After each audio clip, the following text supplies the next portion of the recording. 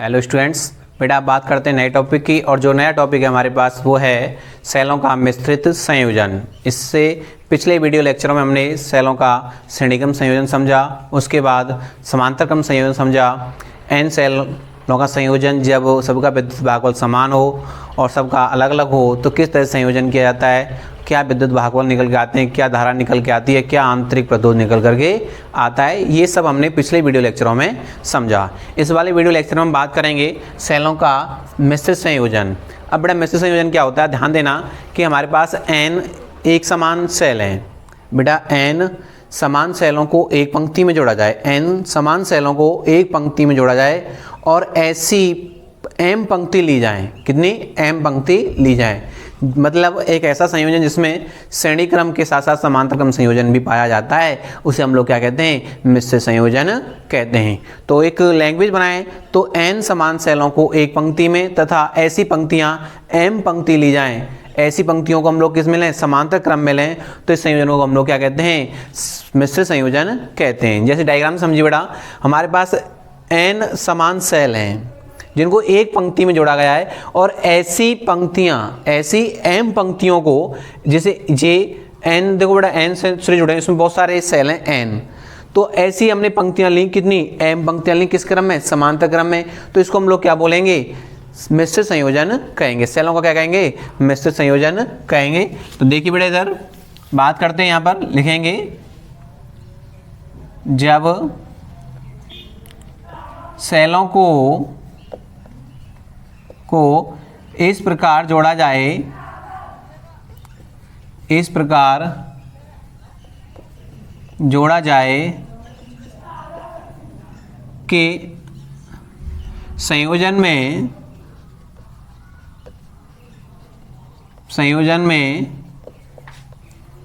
श्रेणी क्रम के साथ साथ समांतर क्रम भी हो, तो इस संयोजन को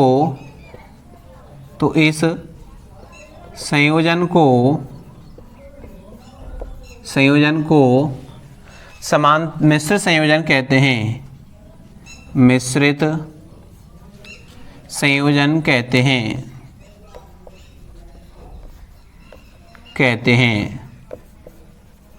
ठीक है बेटा, एक लैंग्वेज ये होगी आपके पास, सीधी सी परिभाषा है कि जब श्रेणी और समांतर क्रम मिक्स कर दिए जाएं तो संयोजन को हम क्या कहते हैं, मिश्रित संयोजन कहते हैं।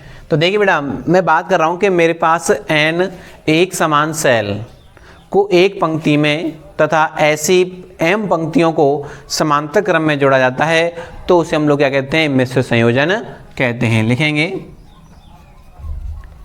यदि n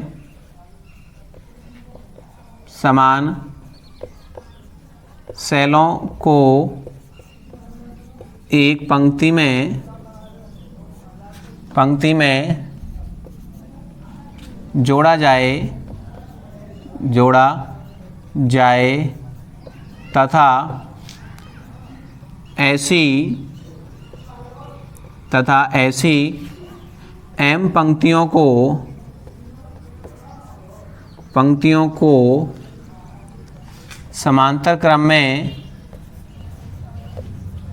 समांतर क्रम में जोड़ा जाए तो संयोजन मिश्रित हो जाता है, मिश्रित संयोजन कहलाता है। क्लियर बेटा, कैसा संयोजन कहलाएगा, मिश्रित संयोजन कहलाएगा। तो बेटा इस संयोजन का कुल विद्युत भागफल कितना होगा, Ne होगा। कितना होगा, Ne, क्योंकि देखो इस चीज में ऐसे जोड़ते जा रहे हैं, इसमें भी ऐसे जोड़ेंगे, इसमें भी ऐसे जोड़ेंगे, कितने हो गया, तुल्य विद्युत भागफल कितना हो गया, Ne हो गया। कितना हो गया, Ne हो जाएगा। ठीक है ना, तो संयोजन का कुल विद्युत भागफल Ne हो जाएगा। लिखेंगे लिखेंगे संयोजन का तुल्य विद्युत वाहक बल बराबर हो जाएगा बेटा अपने पास एन ई हो जाएगा। कितना हो जाएगा? एन ई। नेक्स्ट लिखेंगे संयोजन का तुल्य आंतरिक प्रतिरोध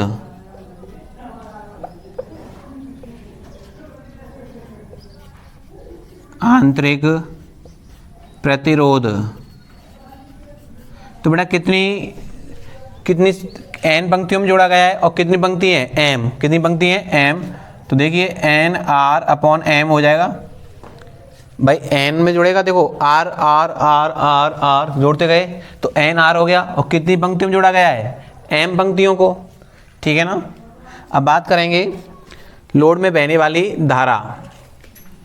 लिखेंगे यदि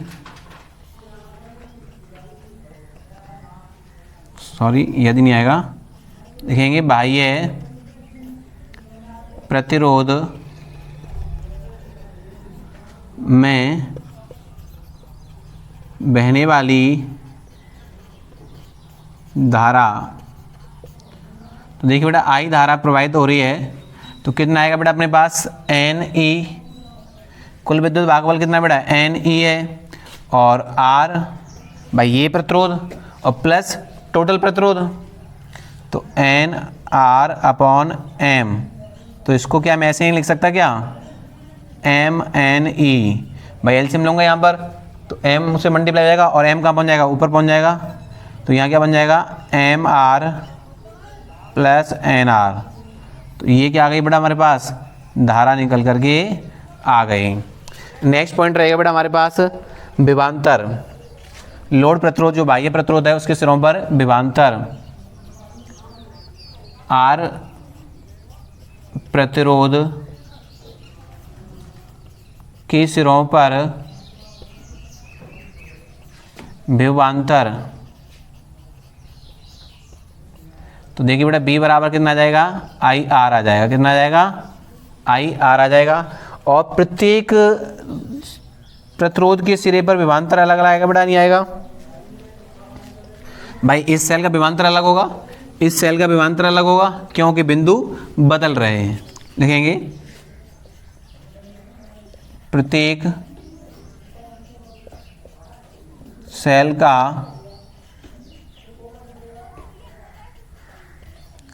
विभवांतर। तो बेटा अपने पास टोटल निकल के आएगा बी अपॉन कितने बेटा? एन है। तो बी डैश मान लीजिए B dash B upon N, ये निकल करके आ जाएगा। और प्रत्येक सेल की धारा की बात करेंगे। प्रत्येक सेल की धारा,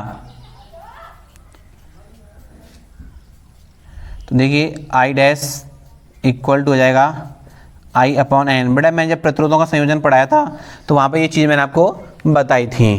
तो ये क्या आ गया हमारे पास? संयोजन आ गया। और सेलों की जो संख्या है यहाँ लिखेंगे सेलों की संख्या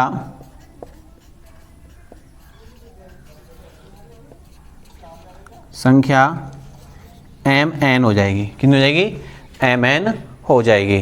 तो बेटा ये क्या है हमारे पास? सेलों का मिश्रित संयोजन है, जिसको मैं एक बार फिर रिपीट करा रहा हूँ कि मेरे पास n समान सेल हैं जिन्हें एक पंक्ति में जोड़ा गया है तथा ऐसी पंक्तियों को, ऐसी m पंक्तियों को समांतर क्रम में जोड़ा गया है। तो इस संयोजन को हम लोग क्या कहेंगे? मिश्रित संयोजन कहेंगे। और सीधी सी भाषा है कि जब श्रेणी और समांतर क्रम को मिला दिया जाता है तो बने संयोजन को क्या कहते हैं हम लोग? मिश्रित संयोजन कहते हैं। तो बेटा देखो ये डायग्राम है, मेरे पास n समान सेल हैं जिनको श्रेणी क्रम में जोड़ा गया है और ऐसी m पंक्तियों को समांतर क्रम में जोड़ दिया है। तो बेटा इस संयोजन का तुल्य विद्युत भागफल कितना हो जाएगा? एन ई हो जाएगा। कितना हो जाएगा? N E. संयोजन का तुल्य आंतरिक प्रतिरोध कितना हो जाएगा? R R R R R है। तो एन आर और कितनी पंक्तियां हैं? एम पंक्तियां। तो एम का क्या आ गया? डिवाइड आ गया। यदि बाह्य प्रतिरोध या लोड प्रतिरोध, जिसको हम बोलते हैं लोड प्रतिरोध, उसमें बहने वाली धारा आई है तो आई की जो वैल्यू निकल के आएगी भाई विद्युत भागफल बी अपॉन आर होता है, बी अपॉन आर। तो बी मतलब विद्युत भागफल N E upon R total प्रतिरोध संयोजन का, तो आर प्लस आंतरिक प्रतिरोध, भाई बाह्य प्रतिरोध प्लस आंतरिक प्रतिरोध, आंतरिक प्रतिरोध कितना है एन आर अपॉन एम, तो इसको एम यहाँ पर एक रख के एलसीएम लेंगे तो यहाँ पे एम से मल्टीप्लाई हो जाएगा और एम कहाँ पहुँच जाएगा, ऊपर पहुँच जाएगा। बात करते हैं जो लोड प्रतिरोध आपने लगाया है यहाँ पर विभवांतर कितना उत्पन्न होगा, इसका भी विभवांतर होगा क्योंकि प्रत्येक प्रतिरोध का विभवांतर है, तो इसका भी क्या होगा, विभवांतर होगा। तो बी बराबर क्या होगा इसका, आई आर होगा, क्योंकि इसमें कितनी धारा बह रही है, आई धारा बह रही है, तो सीधा सीधा हो जाएगा। अब बात करते हैं प्रत्येक सेल का विभवांतर कितना होगा, क्योंकि बिंदु बदल रहे हैं तो मैंने आपको बताया है विभवांतर भी बदलेगा। तो मान लीजिएगा प्रत्येक सेल के लिए बी डैश है और कितने सेल हैं बेटा हमारे पास, एन सेल हैं, तो बी अपॉन एन हो जाएगा, क्योंकि टोटल विभवांतर कितना है बी, भाई टोटल विभवांतर कितना है बी, यहाँ से भाई टोटल विभवांतर कितना है बी, क्योंकि यहाँ का ही जो विभवांतर है वही तो बटेगा इनमें, तो बी अपॉन एन हो जाएगा। प्रत्येक सेल की धारा कितनी हो जाएगी, कितनी धारा बह रही है आई, तो कितने सेलों में होकर गुजरेगी, एन सेलों में होकर के, तो आई डैश बराबर हो जाएगा आई अपॉन एन, और सेलों की संख्या कितनी हो जाएगी, एम एन हो जाएगी। बेटा ये हो गया मिश्रित संयोजन। अब यहाँ पर दो पॉइंट खास पॉइंट आते हैं जो वेरी इंपॉर्टेंट होते हैं और कंपटीशन में आपकी बहुत ज़्यादा हेल्प करेंगे। एक तो होती है अधिकतम धारा का मान और दूसरा पॉइंट होता है हमारे पास अधिकतम शक्ति व्यय, उन पर हम चर्चा करेंगे। तो देखिए अधिकतम धारा व्यय क्या होता है, ध्यान देना कि जब बाह्य प्रतिरोध का मान आंतरिक प्रतिरोध के बराबर हो जाता है तो जो संयोजन होता है उसमें जो बहने वाली धारा होती है वो अधिकतम होती है। ठीक है बेटा, ऐसी शक्ति में होता है। देखिए इधर इसका स्क्रीनशॉट ले लीजिए। अब बात करते हैं अगले पॉइंटों की।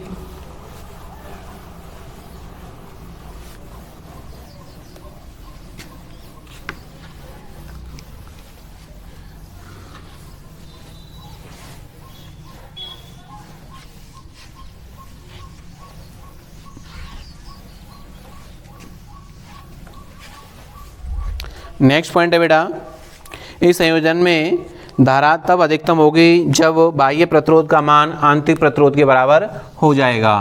तो बेटा पॉइंट है हमारे पास कि इस संयोजन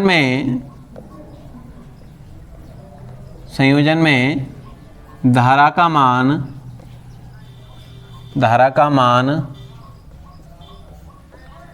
तब अधिकतम होगा जब काट दिला ला, जब बाह्य प्रतिरोध का मान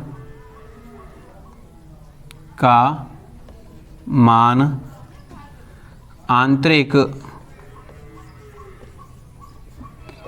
प्रतिरोध के बराबर होगा। बराबर, वीडियो चल रही है ना, ठीक है बेटा। तो देखिए इधर, तो बाह्य प्रतिरोध का मान, तो देखिए हमारे पास जो धारा बहेगी वो आप जानते हैं I इक्वल टू होगा कि बेटा सेलों की जो विद्युत भागफल है वो कितना है बेटा, एन ई है, कितना है एन ई, क्लियर बेटा। और टोटल प्रतिरोध R plus N R upon M, यही तो था। अब वो क्या कह रहा है कि बाह्य प्रतिरोध का मान किसके बराबर हो, आंतरिक प्रतिरोध के बराबर हो जाए। तो देखिए इधर, तो ये एक स्थिति किसकी बन रही है, मैक्सिमम की स्थिति बन रही है, आई मैक्सिमम की स्थिति बन रही है। तो देखिए इधर, तो या तो हम लोग क्या करें कि आर की जगह क्या रखें, एन आर अपॉन एम लिखें, या फिर एन आर अपॉन एम की जगह क्या रखें, आर रखें, तभी तो बराबर होंगे। लिखेंगे तब आर इक्वल टू हो जाएगा एन आर अपॉन एम, ये स्थिति बन रही है बेटा अपने पास, आंतरिक प्रतिरोध की स्थिति बन गई। अब देखिए इधर, I maximum N E upon R plus R, तो क्या बना बेटा, एन ई अपॉन 2R बना। एक पोजीशन तो ये हो गई बेटा अपने पास, और एक स्थिति बनेगी नई, वो क्या बनेगी, देखिए I maximum equal to N E N R upon M plus N R upon M. तो देखिए इधर एन ई अपॉन बड़ा कितना एलसीएम आ रहा है, एम आ रहा है नहीं आ रहा है, तो 2 एन आर अपॉन एम हो जाएगा नहीं हो जाएगा, यही तो होगा बेटा स्थिति। तो देखिए एन से एन क्या हो जाएगा, कैंसिल आउट हो जाएगा, एम का पहुंच जाएगा ऊपर, तो आई मैक्सिमम स्थिति बनेगी वो बनेगी एम ई अपॉन 2 आर, एक वाली स्थिति ये बन जाएगी बेटा। तो ये हमारे पास क्या आ गया, अधिकतम धारा का मान आ गया। अब बेटा यही स्थिति बनेगी शक्ति व्यय के लिए। दूसरा पॉइंट है हमारे पास, बैटरी का आंतरिक प्रतिरोध तथा बाह्य प्रतिरोध आर का मान बराबर होता है तो धारा शक्ति व्यय अधिकतम होती है। देखिए इधर दूसरा पॉइंट है, जब बैटरी का आंतरिक प्रतिरोध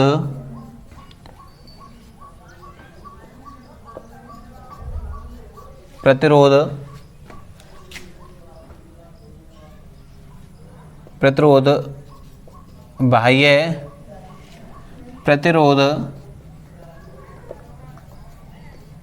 प्रतिरोध के मान के बराबर हो जाए तो परिपथ में स्थानांतरित लोड प्रतिरोध में या परिपथ में लोड प्रतिरोध में स्थानांतरित शक्ति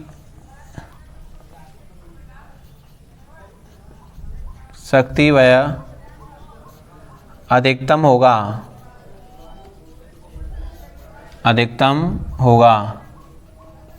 क्लियर बेटा कि जब वही स्थिति रहेगी जब आंतरिक प्रतिरोध का मान बाह्य प्रतिरोध के बराबर हो जाए तो लोड प्रतिरोध में जो शक्ति स्थानांतरित हो रही है, ठीक है, वो कैसी हो जाएगी, मैक्सिमम हो जाएगी।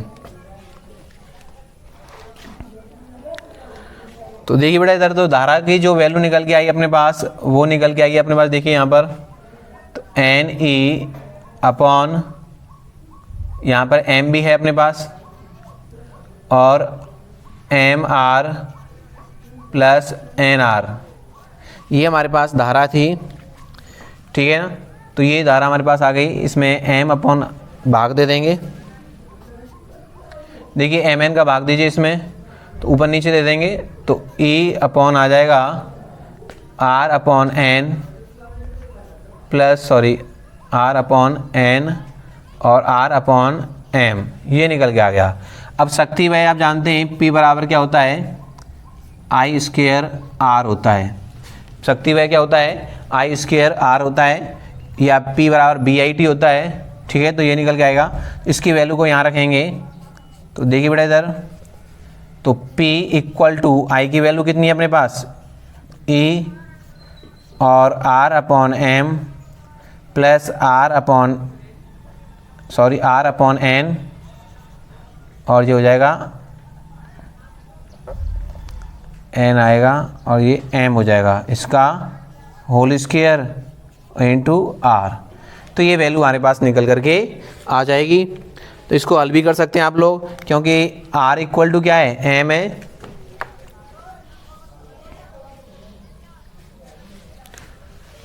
ये वैल्यू निकल के आएगी बेटा। अब हमारे पास कंडीशन क्या है कि आंतरिक प्रतिरोध का मान बाह्य प्रतिरोध के कैसे है, बराबर है। तो देखिए यदि R अपॉन एन बराबर R अपॉन एम, ये स्थिति बन जाए, बराबर हैं दोनों आपस में। तो देखिए यहाँ कंडीशन क्या बनेगी बेटा, P इक्वल टू E, तो देखिए यहाँ पर इसकी जगह ये रखेंगे तो 2R हो जाएगा, 2R अपॉन एन हो जाएगा का होल स्क्वायर इंटू आर, यही तो स्थिति बनेगी। तो देखिए यहाँ पर ये कितना हो जाएगा, 4 हो जाएगा, तो ई स्क्वायर आर अपॉन ये 4R स्क्वायर और एन स्क्वायर, तो एक आर से एक आर कट जाएगी यहाँ पर, तो P इक्वल टू कितना आएगा बेटा, देखिए एन स्क्वायर और ई स्क्वायर अपॉन कितना आ जाएगा 4r आ जाएगा, कितना आ जाएगा 4r। तो ये क्या हो गई, अधिकतम शक्ति वह हो गया अपने पास। तो ये मैक्सिमम की स्थिति है बेटा, और ऐसी स्थिति भी बन सकती है यहाँ पर।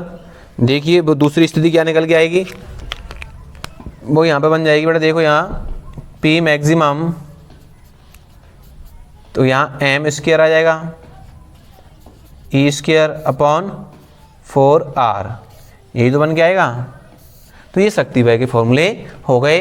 तो बेटा ये मिश्रित संयोजन था, और मिश्रित संयोजन में दो महत्वपूर्ण बिंदु थे, अधिकतम धारा के लिए और अधिकतम शक्ति वह के लिए। दोनों ही कंडीशनें कब फॉलो होती हैं, जब बाह्य प्रतिरोध का मान आंतरिक प्रतिरोध के बराबर हो जाता है, तो परिपथ में या लोड प्रतिरोध में अधिकतम धारा प्रवाहित होगी और अधिकतम शक्ति वह होगी। अधिकतम धारा बह रही है तो शक्ति वह भी क्या होगी, ज़्यादा होगी, क्योंकि P बराबर क्या होता है, BI होता है। Thank you for watching video. बेटा इसको देख लीजिए, मैं I मैक्सिमम, यहाँ R की वैल्यू है जो NR अपॉन M के बराबर है, तो हमने इसको क्या कर दिया, बराबर कर दिया, तो NE अपॉन 2R आ जाएगा। तो दूसरी भाषा में आप इसको ऐसे भी लिख सकते हैं, जब R की जगह NR अपॉन M लिखेंगे तो उसकी जगह आ जाएगा, तो इसका एलसीएम लेंगे तो M आ जाएगा, M कहाँ पहुँच जाएगा, ऊपर पहुँच जाएगा, तो ये 2RNR हो जाएगा। ठीक है बेटा, ये क्योंकि एन से एन कैंसिल आउट भी हो जाएगा, तो ये आ जाएगा निकल करके। यहाँ शक्ति वह की बात कर रहे हैं, धारा हमारे पास यही है जो आपने अभी निकाली है, जे NE अपॉन R हो जाएगा या NE अपॉन 2R हो जाएगा। देखिए आपको कुछ नहीं करना है, ये पूरा डिटेल नहीं लिखना है बेटा, आपको कुछ नहीं करना है। देखो यहाँ देख लीजिए, मैं आपको बताऊँ P बराबर क्या होता है बेटा, I स्क्वायर R होता है, होता नहीं होता है। अब I के दो मान निकाले, एक तो जर्रा आपके पास और एक जर्रा, तो I स्क्वायर रख दो कि ये सिंपल। तो देखिए P बराबर I स्क्वायर की वैल्यू कितनी है, N स्क्वायर हो जाएगा, E स्क्वायर हो जाएगा अपॉन 2 का स्क्वायर और कितना हो जाएगा, ये R हो जाएगा। ठीक है, R स्क्वायर हो जाएगा, यही तो है बेटा अपने पास 4R स्क्वायर हो जाएगा ना। और इनटू में हमारे क्या है, ये R है, तो ये R स्क्वायर आ जाएगा इनटू R, तो एक R से एक R क्या हो जाएगा, कैंसिल आउट हो जाएगा। तो P बराबर आ जाएगा N square E square upon 4R। तो सिंपल सा फॉर्मूला यहाँ से भी निकाल सकते हैं आप लोग डायरेक्ट, मैं यहाँ मैंने पूरा डिटेल बताया आपको। और दूसरा फॉर्मूला निकालेंगे बेटा यहाँ पर, तो देखिए इस वाले समीकरण के लिए देख लीजिए, P मैक्सिमम देखिए क्या हो जाएगा बेटा, I स्क्वायर की जगह रखेंगे तो M square E square into R है ही अपने पास फॉर्मूले में, अपॉन कितना हो जाएगा 4 स्मॉल r स्क्वायर हो जाएगा, नहीं हो जाएगा, यही तो होगा बेटा अपने पास, है ना, यही तो होगा। ठीक है, और ये हो जाएगा, तो यहाँ से कट नहीं रहा है, ये एक वैल्यू ये निकल के आ जाएगी हमारे पास, तो ये वैल्यू निकल के आ जाएंगी यहाँ पर R, और बेटा यहाँ पर एक R और आ जाएगा, ध्यान रखना यहाँ R और आएगा, क्योंकि यहाँ पर R कट नहीं रहा है। क्लियर बेटा, तो ये वैल्यू निकल करके आ गई। तो सिंपल सी भाषा है, तो ये दो कंडीशन निकल के आ गई। Thank you for watching video.